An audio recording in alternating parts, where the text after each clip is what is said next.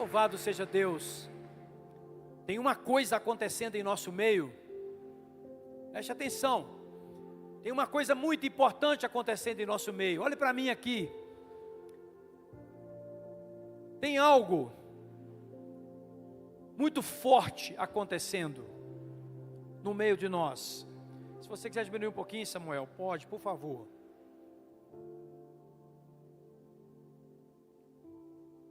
Porque é o seguinte, quinta-feira, a Lara foi fazer uma cirurgia na quarta-feira, foi operada. A Lara Braga dirige o louvor aqui de vez em quando.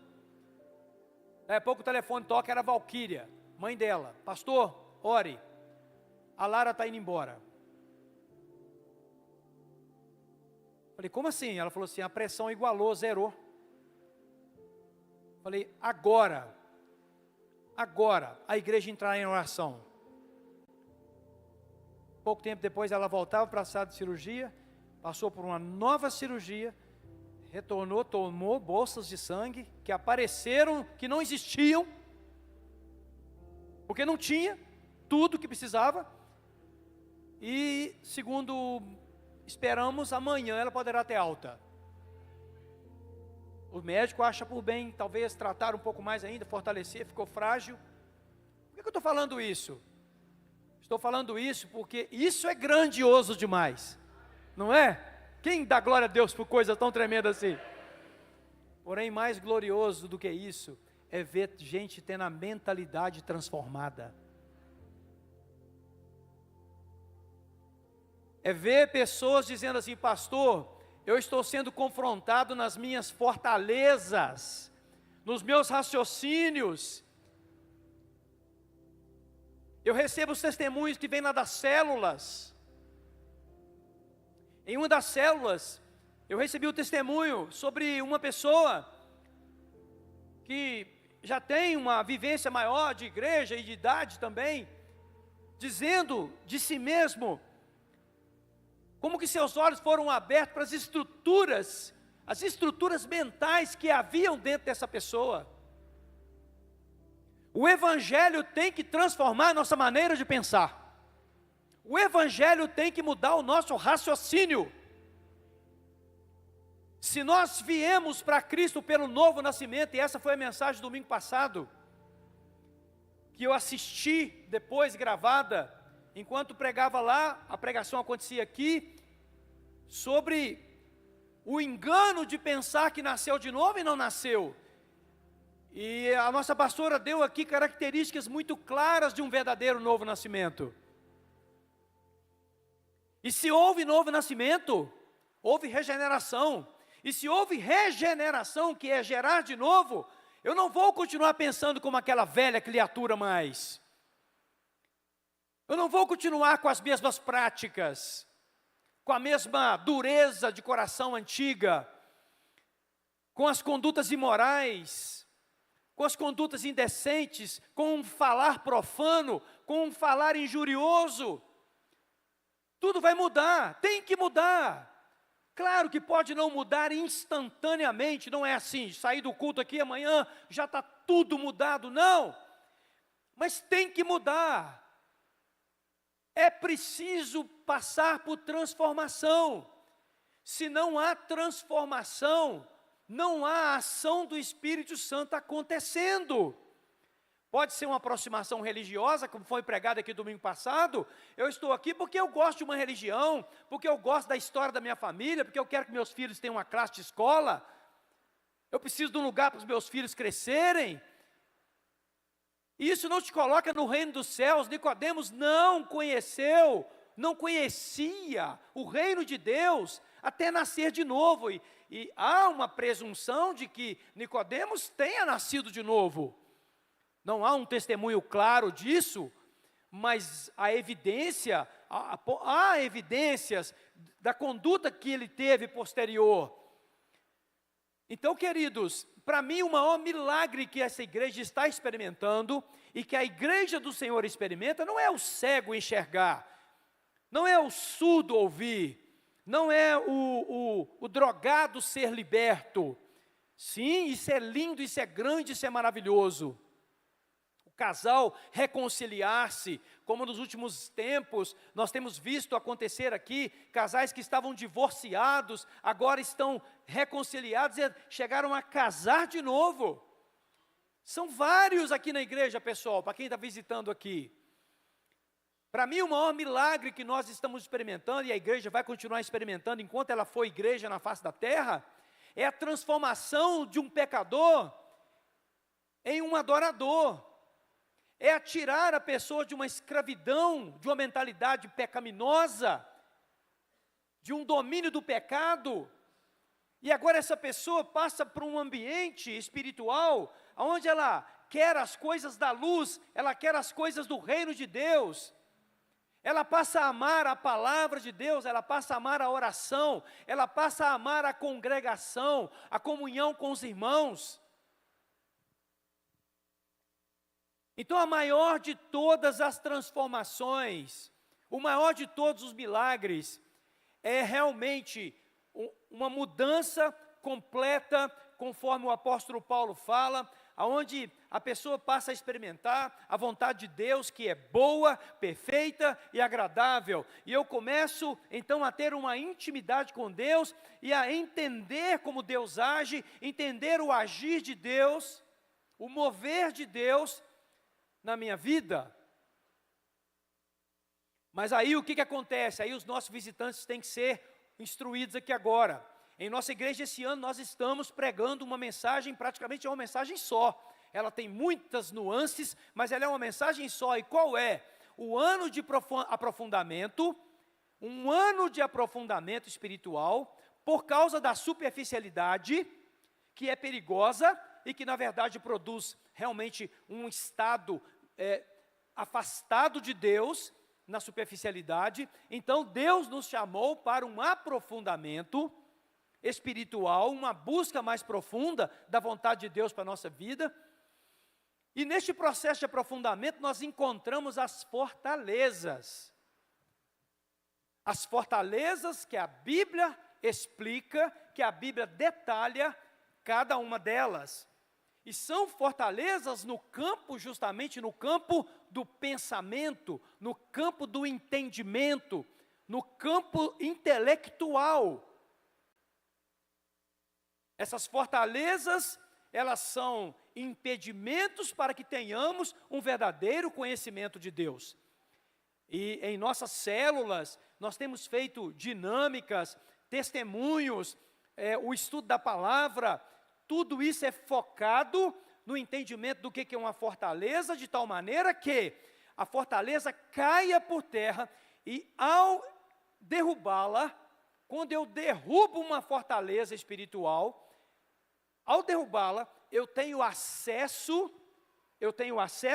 a um novo estágio de comunhão com Deus, a um novo estágio de intimidade com Ele, e eu passo a desfrutar então do que Ele planejou originalmente para mim, porque a vontade dEle é boa, perfeita e agradável, e só Ele sabe os planos que tem para nós. Se nós não quebramos as fortalezas, nós não viveremos. Se nós não quebrarmos as fortalezas, nós não viveremos o plano completo de Deus. Já pensou o que é você chegar ao final da sua caminhada, olhar para trás e pensar assim: eu não vivi o que Deus planejou para mim? Eu não vivi a vontade de Deus completa. Eu não vivi o projeto de Deus para mim. Já pensou que coisa triste é você olhar para trás? Eu me lembro de uma pessoa com quem eu convivi muito tempo,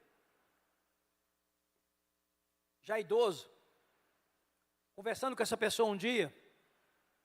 A pessoa olhou para trás, olhou para mim e disse assim: se eu pudesse voltar atrás, eu faria muita coisa diferente. É claro que todos nós podemos dizer isso. Claro, em algum momento da nossa vida nós fizemos coisas que nós não queríamos ou nem conseguimos fazer como gostaríamos de fazer, mas aquela pessoa falou com um profundo pesar que ela não tinha vivido o que Deus tinha planejado para ela. Era uma pessoa muito próxima de mim, de nós, e eu vi ali uma pessoa que acabou morrendo doente, mentalmente doente,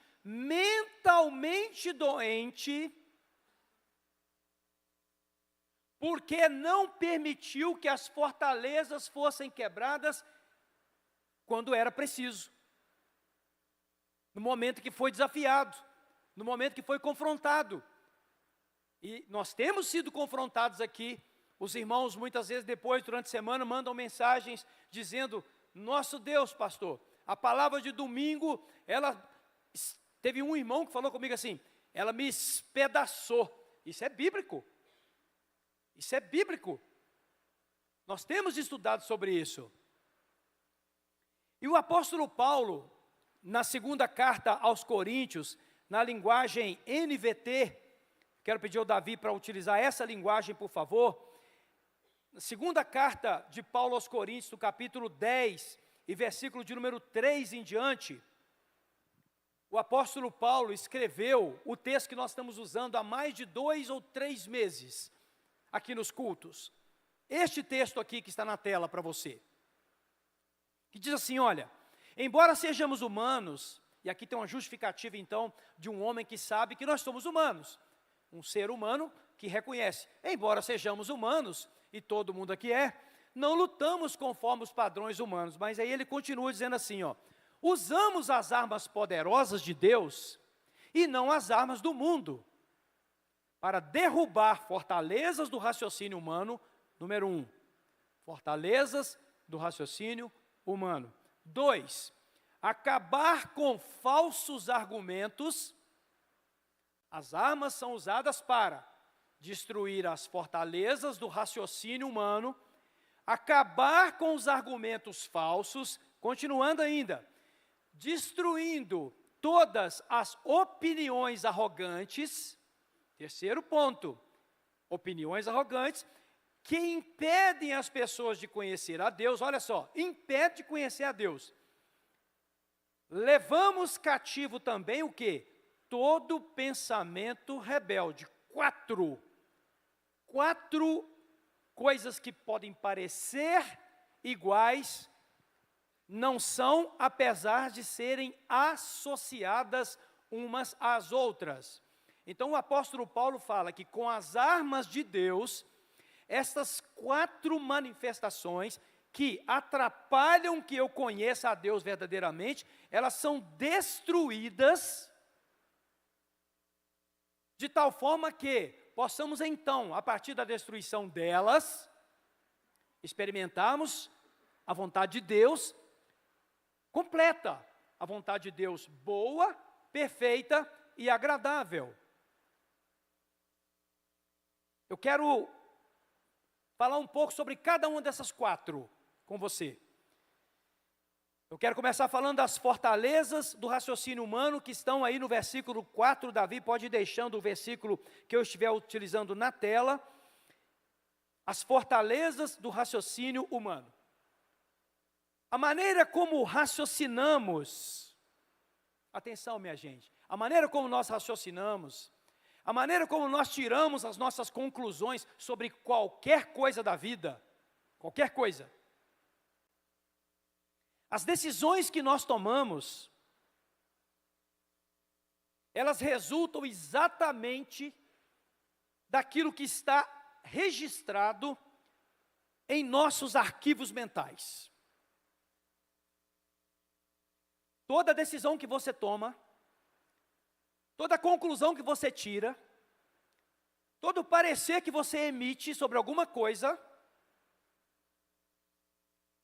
está diretamente ligado ao quê? Ao conjunto de raciocínios e pensamentos e registros que eu tenho dentro da minha mente. Então esse ponto é extremamente importante. Só que eu quero mostrar para você o que a Bíblia diz que tem dentro da nossa mente. Em Gênesis, no capítulo de número 6 e versículo de número 5, olha o que Deus fala sobre o nosso pensamento a partir da queda do homem. Olha só, o Senhor observou quanto havia aumentado a perversidade dos seres humanos na terra. Deus está fazendo uma constatação de que a perversidade havia aumentado muito na terra. e viu, olha isso, todos os seus pensamentos e seus propósitos, e viu que, né? E viu que todos os seus pensamentos e seus propósitos eram sempre inteiramente maus. Gente, preste atenção, esse texto foi escrito por Moisés, inspirado pelo Espírito Santo. Moisés teve revelações tremendas da origem das coisas. O Senhor falou através de Moisés assim: eu vi que o pensamento do homem, ele entrou numa perversidade muito grande, por causa da queda, e os seus pensamentos e propósitos passaram a ser inteiramente maus. Então preste atenção, desde que a humanidade foi constituída, criada, e ela cai em pecado, o pensamento humano foi pervertido. E aí não confunda isso apenas com uma linguagem como se fosse algo com obscenidade. Perversão no sentido de fulano é pervertido, é um sexualmente pervertido. Isso também aconteceu, mas é uma perversão muito mais ampla do que meramente sexual. É uma inversão completa do propósito original de Deus. É sair completamente daquilo que foi proposto no início. Então, no Salmo de número 94, Deus ainda fala um pouquinho mais conosco. No 94, versículo 11, ele mostra mais um pouquinho o que são os nossos pensamentos. Coloca aí, Davi. O Senhor conhece os pensamentos de cada um, sabe que nada valem. Gente, prestem atenção no que o Espírito Santo está falando conosco. Eu vou falar um negócio aqui. O meu pensamento e o seu pensamento, que não estiver moldado segundo o pensamento de Deus, não vale nada. Não vale nada. Qualquer parecer que você emita, qualquer conclusão que você tire, vamos pegar um exemplo, guerra Israel-Irã. Entra na internet e seja curioso e vá em diversas vertentes de comunicação. Pegue de extrema esquerda, pegue de extrema direita, você vai ver, cada um fala uma coisa, cada um diz uma coisa. Meu irmão, os nossos pensamentos não valem absolutamente nada sobre as coisas. Nem vou lá em Israel não, vou aqui agora. Quantas vezes você olha uma pessoa aqui dentro e você tem uma impressão dela e já cria um padrão de entendimento sobre aquela pessoa? Eu não acho, aquela pessoa é metida, aquela pessoa é isso ou é aquilo. Simplesmente olhando para aquela pessoa, talvez porque ela chegou num carro, ou porque ela usou uma roupa, ou porque ela se posicionou de uma certa maneira e você já emite um parecer. Julgamos pela aparência, tiramos conclusões precipitadas sobre as coisas, o que parece que é, não é. Você fica sabendo de uma notícia na mídia, e por trás daquilo tem outras coisas que você nunca sabe. Os nossos pensamentos, a palavra de Deus chama esses pensamentos de pensamentos que não valem nada. Em Marcos 7, vamos ao Novo Testamento então, para pegar alguma coisa que Jesus disse de forma direta. Marcos 7, versículo 20, diz assim a palavra do Senhor, ó.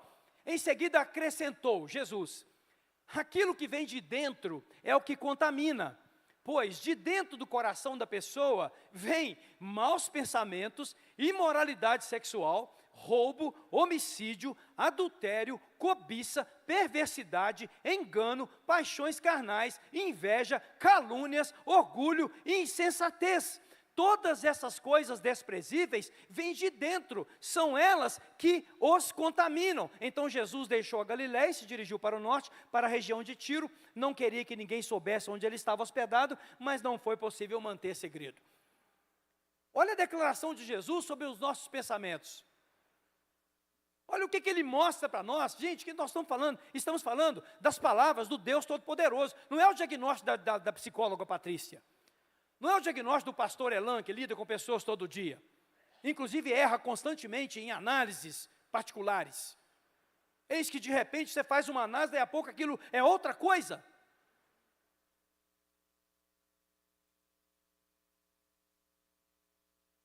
Veja se nós não temos que destruir essa fortaleza do raciocínio humano. Como é que eu vou pensar como Deus pensa, se o que domina meus pensamentos são as estruturas que estão dentro de mim e não foram transformadas? Como é que eu vou pensar o que Deus pensa? Porque a palavra de Deus fala que o homem deve pensar o que Deus pensa. Depois que ele se regenera, espiritualmente falando, ele precisa passar como Deus pensa, pensar como Deus pensa. O próprio Senhor exortou Pedro: Pedro, você está pensando como o homem pensa? Arreda de mim, Satanás. O problema dos nossos arquivos é que eles estão contaminados pelo pecado. Provérbios 23, 7 fala, na versão ACF, não muda não, Davi, pode deixar que eu vou só ler aqui. Porque como imaginou no seu coração, assim ele é.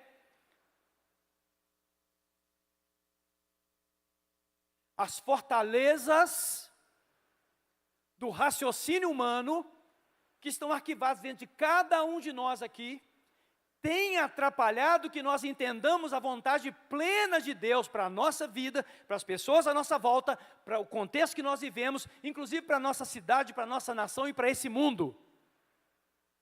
Se nós continuarmos pensando como pensávamos antigamente,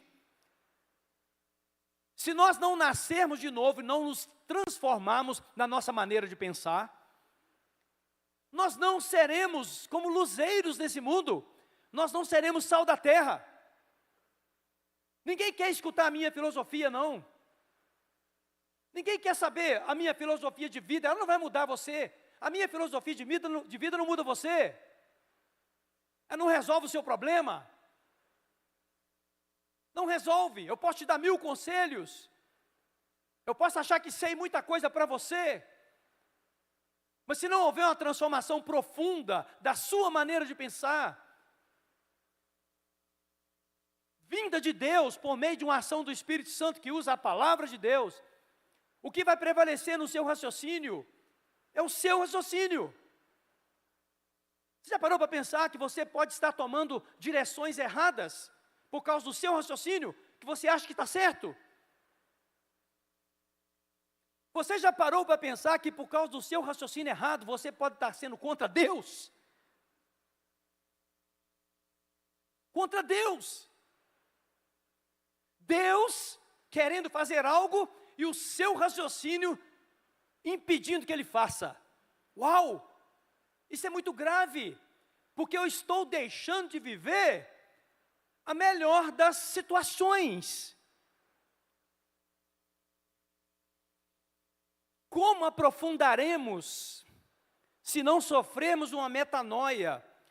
Os nossos pensamentos são formados a partir dos ensinos que nós recebemos, ou então até mesmo de práticas que nós testemunhamos. Vou te dar alguns exemplos. Por exemplo, sobre confiar em pessoas. Quantas famílias, quantos pais ensinam os filhos na alta: não confie em ninguém, meu filho. Esse ensinamento não procede de Deus, gente.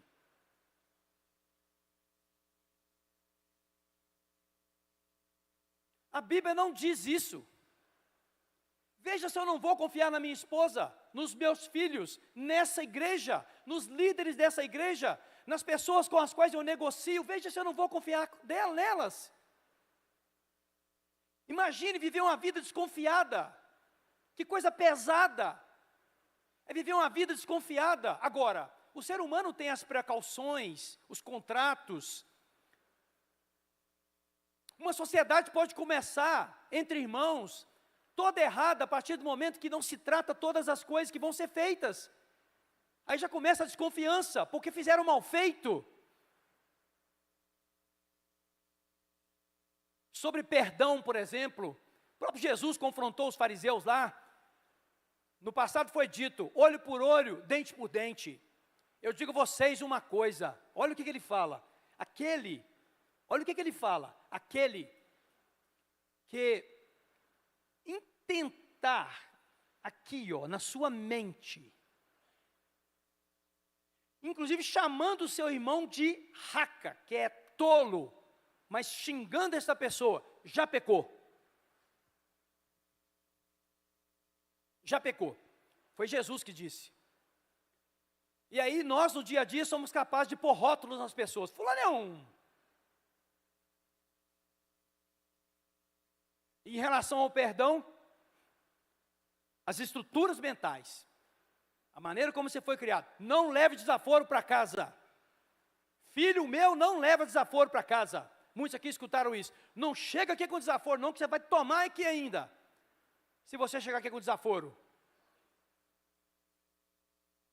Então, a estrutura sobre o valor de uma pessoa, por exemplo, em ambientes familiares pode-se ouvir assim, um homem sem dinheiro não vale nada.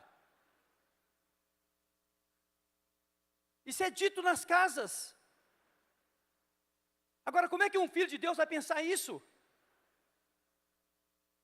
Que um homem sem dinheiro não vale nada? Isso está aqui na mente de muitos. Isso está aqui na mente de muitos. Como é que você sabe, pastor? Pelo Espírito eu estou falando. Sobre a confiança em Deus, os pais viram e dizem assim, você que não corre atrás não, você vê se Deus vai vir trazer alguma coisa para você. Muitos de vocês escutaram isso. Você que não estuda não, você vê que um homem sem diploma não vale nada. Estruturas mentirosas, enganosas, que estão na vida de pessoas que professam fé no Deus que tem poder de transformar todas as coisas.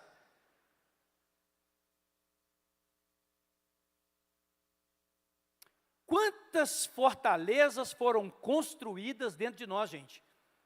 Do raciocínio. Isso atrapalha o crescimento da igreja, isso atrapalha o seu crescimento particular, isso atrapalha a formação de relacionamentos. A pessoa podia estar construindo um relacionamento num patamar absolutamente, assim, indescritível, vivendo o melhor de Deus, mas as fortalezas da mente, guardadas, socadas, as 7 chaves aqui dentro, fazem com que a pessoa não experimente nem quem é Deus, nem quem ela é, nem a vontade de Deus que é boa, perfeita e agradável. Então, o apóstolo Paulo fala, nós precisamos quebrar.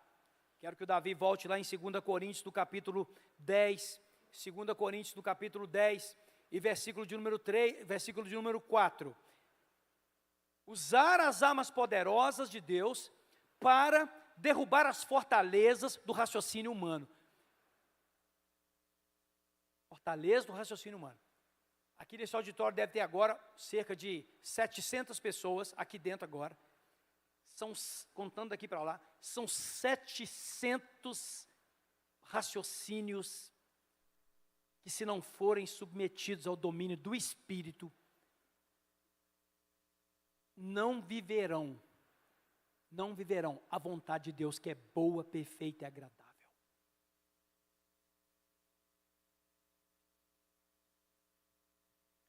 Segunda coisa que eu quero falar é sobre os falsos argumentos. Está aí na tela, o Davi colocou. Tudo começa lá no Éden, e o professor foi Satanás.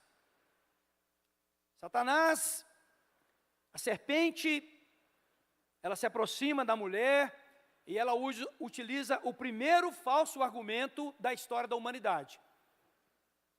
Eu acho interessante que o versículo 1 do capítulo 3 de Gênesis, Davi pode colocar. Olha a serpente como é que ela age.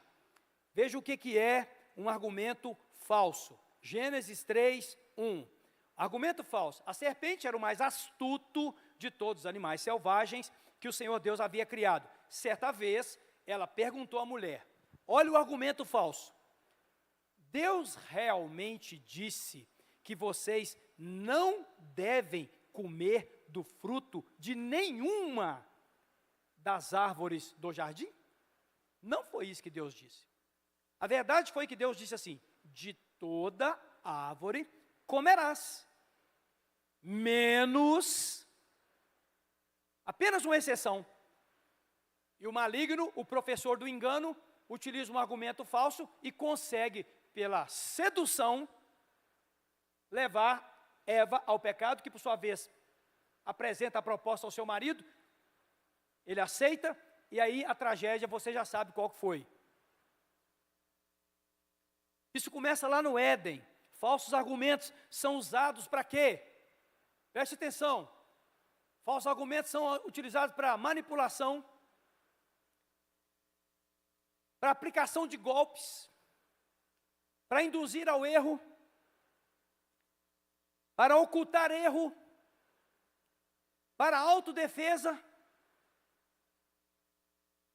Nós todos aqui somos pós-doutorados nisso. Pós-doutorados nisso. Somos especialistas em apresentar argumentos falsos. Eu vou te dar alguns exemplos.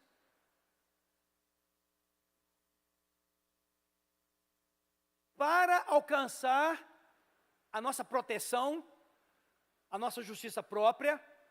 Que isso, pastor? Eu não uso argumento falso, não. Deixa eu te falar. Quando você volta nos raciocínios, nas fortalezas do raciocínio, você vai ver que sim, você acaba usando argumentos falsos. Quando você se coloca, atenção, quando você se coloca contra, preste atenção, você se coloca contra uma direção que Deus deu, argumentando com Ele, argumentando com Deus, que a fraqueza está te impedindo de fazer, você está usando um argumento falso. Por que você está usando um argumento falso? Porque a Bíblia diz que o poder de Deus se aperfeiçoa na fraqueza.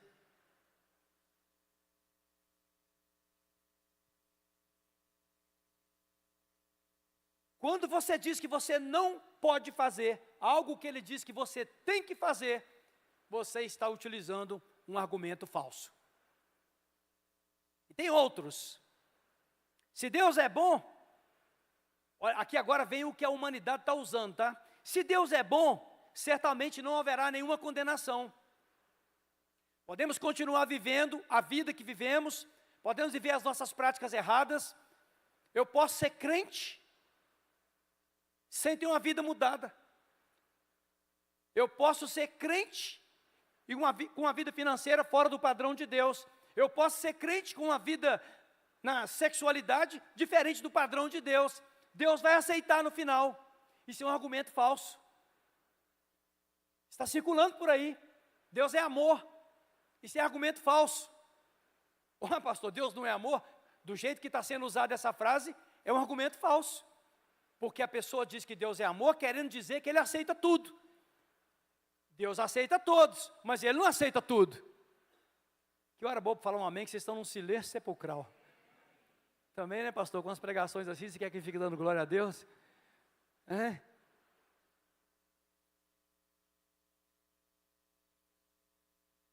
Olha isso aqui, argumento falso. Como é que eu posso saber o que tem após a morte se ninguém voltou de lá?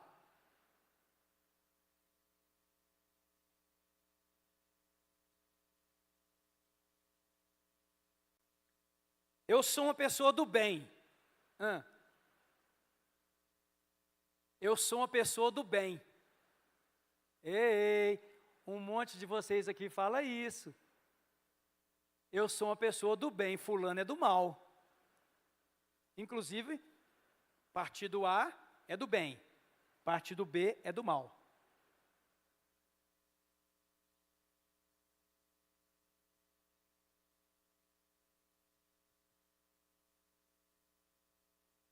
Ah, pensamento. Ah, estrutura mental.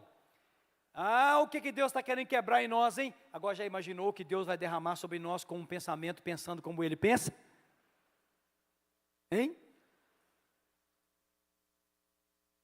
Eu sou uma pessoa do bem. Para que converter? Eu já sou do bem. Os judeus usaram um argumento falso para condenar Jesus, sabia?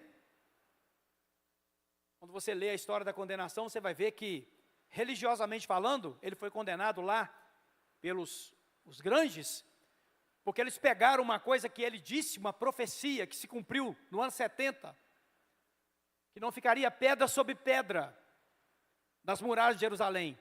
Pegaram aquilo que Jesus disse, que era profético, e disseram assim: ele disse que vai derrubar as muralhas do templo. Ele está blasfemando. Ele está falando algo que é totalmente blasfemo. Jesus não falou que ele derrubaria. No ano 70, Roma chegou e derrubou tudo. Vai lá para você ver. Hoje não vai não, porque o negócio está meio esquisito lá. Mas vai lá para ver. Pegaram isso aí, usaram um argumento falso e declararam a sentença de morte dele em cima de um argumento falso. Somos especialistas em fazer isso. E aqui, ó, isso aqui no dia a dia, nós argumentamos falsamente para poder defender nossas teses.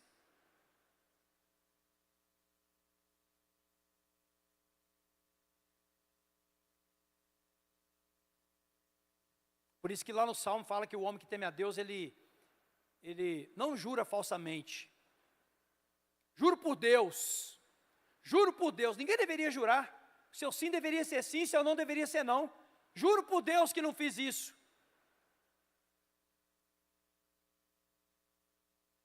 Lá no Salmo fala que o homem temente, ele não jura falsamente, ainda que ele esteja para tomar um prejuízo, mas ele mantém a sua palavra, ele mantém a sua firmeza. Então, já falamos aqui dos raciocínios e dos falsos argumentos. E eu quero falar agora um pouquinho das opiniões arrogantes, que estão, Davi, no versículo de número 5. 2 Coríntios, capítulo 10 e versículo de número 5. Eu acho que é nele mesmo. Destruímos todas as opiniões arrogantes. Opiniões arrogantes, gente. Todo mundo aqui nesse auditório tem. Todo mundo tem. Resultam do orgulho que tomou conta do homem quando ele quis ser autossuficiente, porque a tentação do diabo foi a seguinte: vocês vão ter os olhos abertos e vocês serão como Deus.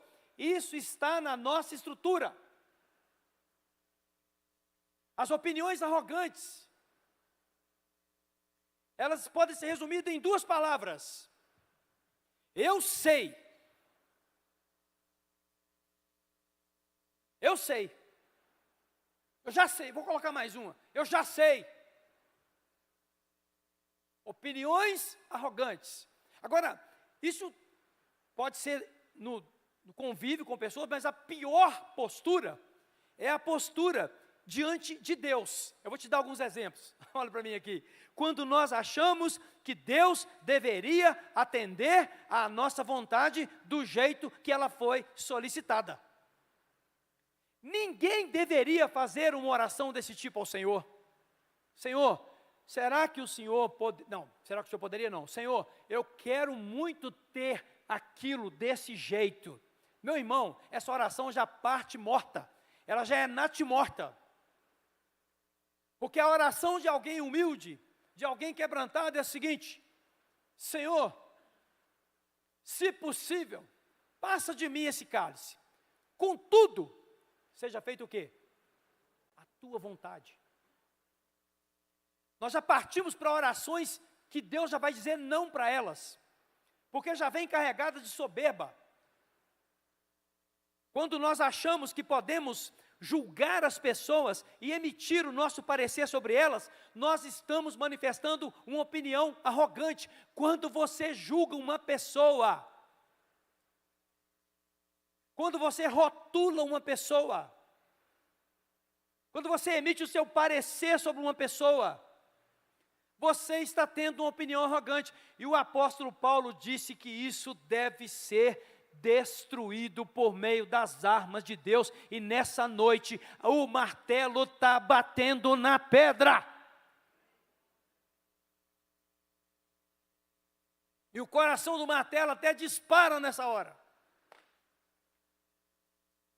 Porque a luta aqui é muito grande nesse momento. Porque todos nós temos as opiniões arrogantes. Quando somos arrogantes nos nossos relacionamentos, quando você é arrogante com a esposa, arrogante com o filho, arrogante com o patrão, arrogante com o empregado, arrogante com o cliente.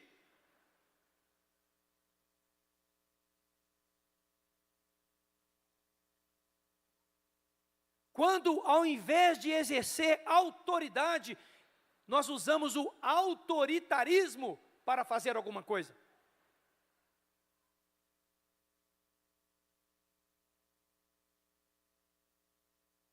Quer outra opinião arrogante?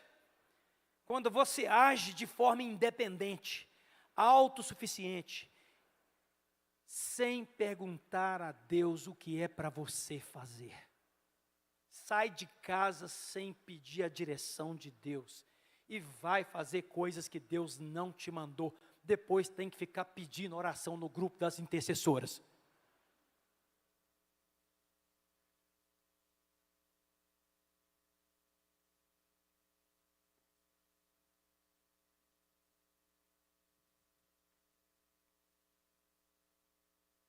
Os irmãos estão sendo abençoados ou não?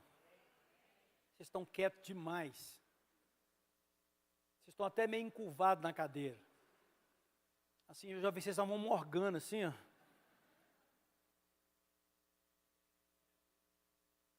Que bom, hein?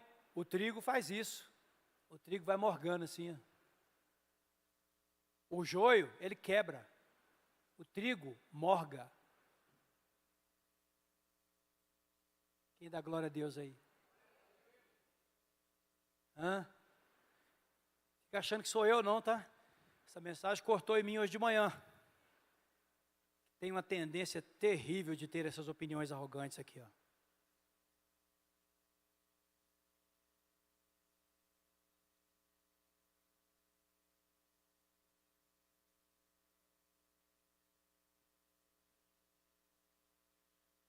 Quando agimos de forma independente, quando você não consulta o Senhor, você está usando uma opinião arrogante, uma opinião carregada de orgulho, carregada de soberba. Mas a notícia é que Deus resiste a quem? E aí depois você não sabe por que as coisas não estão acontecendo. Sujeitai-vos debaixo da potente mão do Senhor. Gente, vamos amadurecer nas nossas orações, pessoal. Vamos entrar diante de Deus já falando, Senhor, o que o Senhor quer para hoje? Senhor, não é o que eu quero para hoje, não. Até mesmo uma oração numa hora como essa da Lara, ou qualquer outra pessoa aqui, deveria ser assim, Senhor, o Senhor pode levantar. Se o Senhor quiser, o Senhor pode levantar. Mas se chegou a hora dela partir, tchau!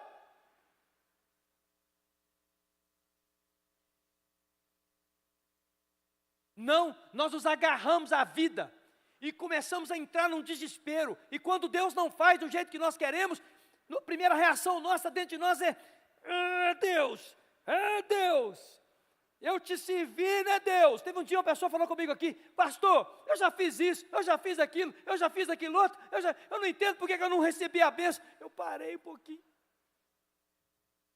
falei, deixa eu respirar. Aí eu respirei uns 30 segundos e falei assim: você é muito arrogante.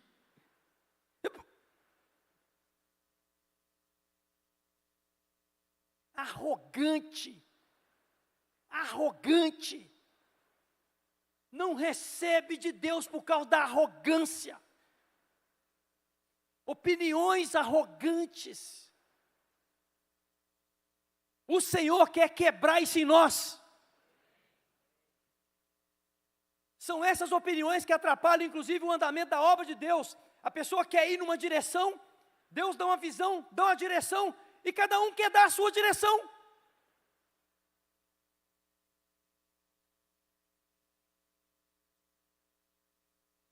Se Deus quisesse outra pessoa na liderança daquilo que o outro está liderando, Ele colocaria o outro.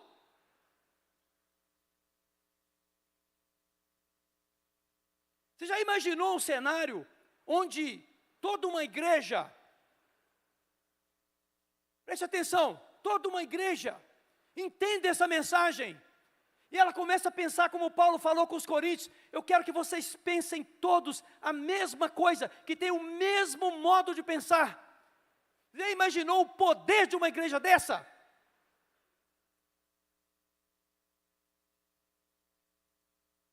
Aonde uma direção é dada, debaixo do temor do Senhor, e o povo diz: amém, vamos. Agora mesmo nossas células estão sendo provadas. Em algumas as pessoas disseram: não concordo com isso.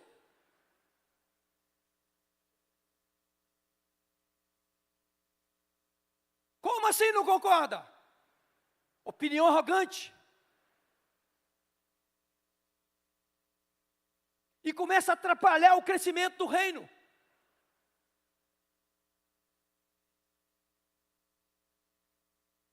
E as pessoas deixam de ser salvas. E a igreja deixa de ser unida, porque começa a haver a divisão.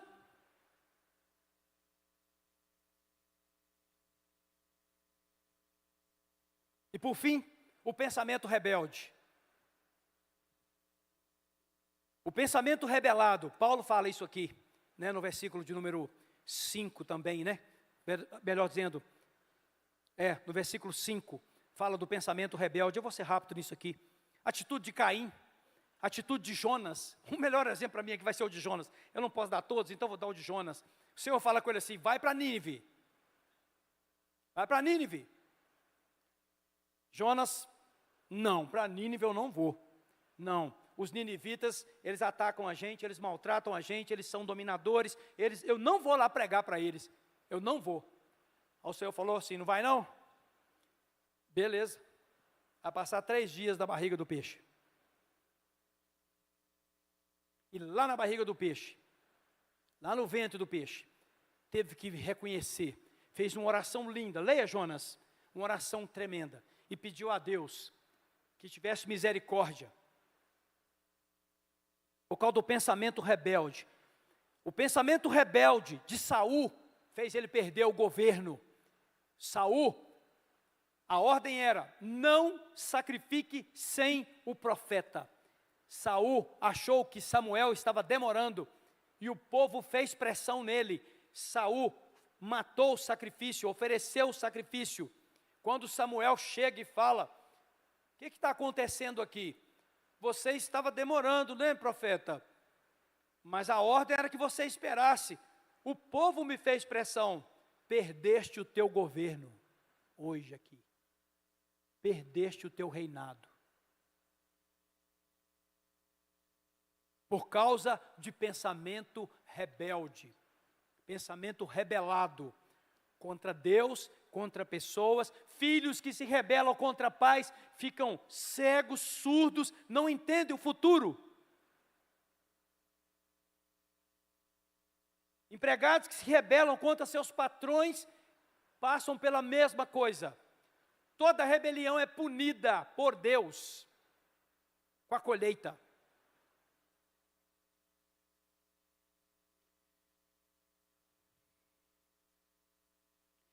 Como é que eu destruo as fortalezas?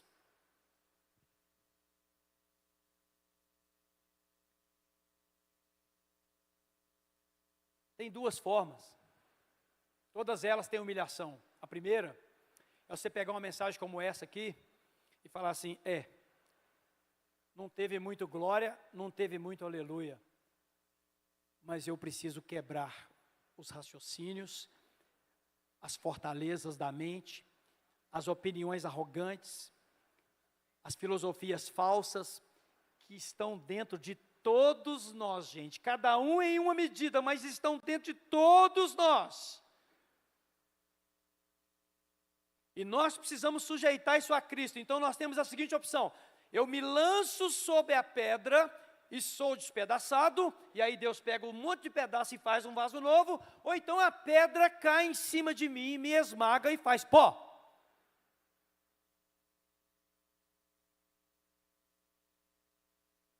Explicando isso em palavras práticas, se nessa noite você está entendendo que Deus está falando ao seu coração, eu quero te dar uma palavra, passar para você um desafio.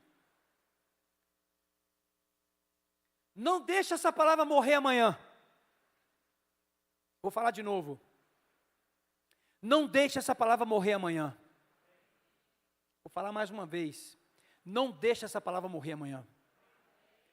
Porque se você permitir ao Espírito Santo quebrar essas fortalezas que existem, você vai experimentar o novo de Deus. Nessa vida, nós podemos experimentar o novo de Deus. Mas as fortalezas têm que ser destruídas. Eu estava pensando um negócio. Nessa semana, quem quiser realmente quebrar essas fortalezas, vou te dar um caminho, o caminho. Pegue a sua Bíblia, entra para um quarto de porta fechada, vá ali para Provérbios. Eu essa semana fui para Jeremias, de 20 em diante, já estou ali no 30, meditando, e o Senhor falando, nossa Deus, capítulo 23, vai lá para você ver depois, o que Deus falou comigo. Ai dos pastores que maltratam suas ovelhas.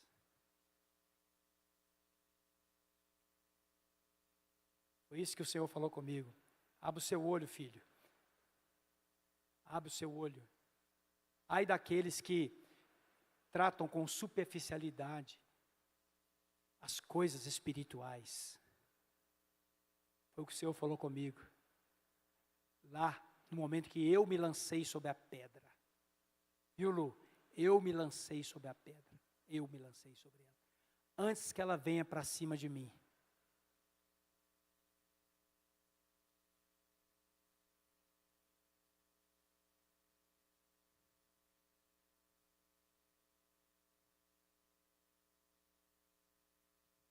Vamos comer feijão tropeiro? Com torresminho que a Rose fez?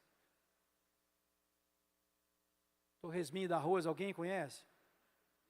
Levanta a mão quem conhece o torresminho da Rose. Nó. Você pode curvar a sua cabeça um minutinho?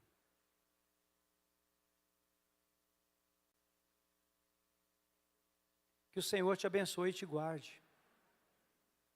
Que o Senhor faça resplandecer o seu rosto sobre ti e tenha misericórdia de ti. Pula em cima da pedra. Que o Senhor sobre ti levante o seu rosto. Te dê a paz. Pula em cima da pedra. Curva sua cabeça. Pula em cima da pedra. Pula em cima da pedra. Pule em cima da pedra. Pulemos em cima da pedra.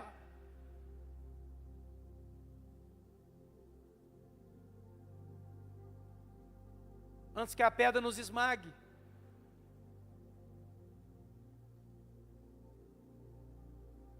Vá para o secreto. Vá para o tempo a sós com Deus. E peça ao Senhor, muda a minha maneira de pensar. Coloca os teus pensamentos em mim. Eu quero pensar como o Senhor pensa. Pai, eu te agradeço por tudo que aconteceu aqui nessa noite. Leva-nos debaixo da tua santa e poderosa proteção. Nós oramos em nome de Jesus.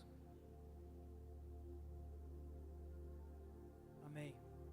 Os presbíteros da igreja vão se colocar aqui à frente. Podem vir somente os homens hoje. O culto está encerrado. Se alguém precisa de uma oração, inclusive sobre isso que foi pregado, pode vir, nós vamos orar com vocês. Em nome de Jesus, amém.